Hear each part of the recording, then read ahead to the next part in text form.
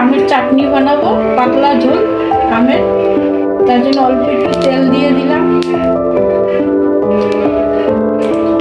একটা শুকনো লঙ্কা দিয়ে দিলাম,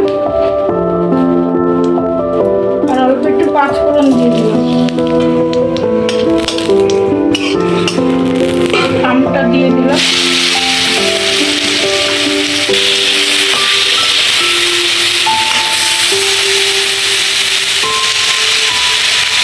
অল্প একটু হলুদ দিয়ে দিলাম,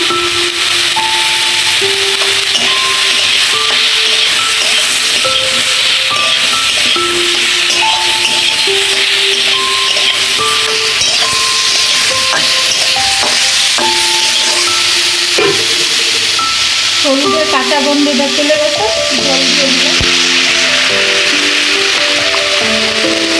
এটা আমের চাটনি ঝোল করবো গরমে, এটা ভালো লাগে এরকম। লবণ দিয়ে দিলাম,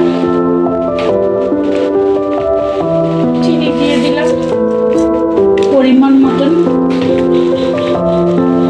গরমে এরকম খাওয়ার পরে পাতলা টক খাবেন, এটা তো 12 মাসের আম, পাতলা করলেই ভালো হয়। একটু জল বেশি দিয়ে আমের ঝোল।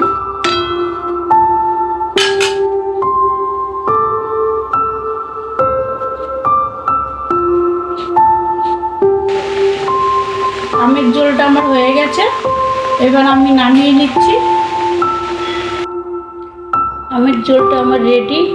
এরকম পাতলা আমের ঝোল খাবেন, এটা 12 মাসের আম, খুব টক টক মিষ্টি ঝাল ঝোলটা।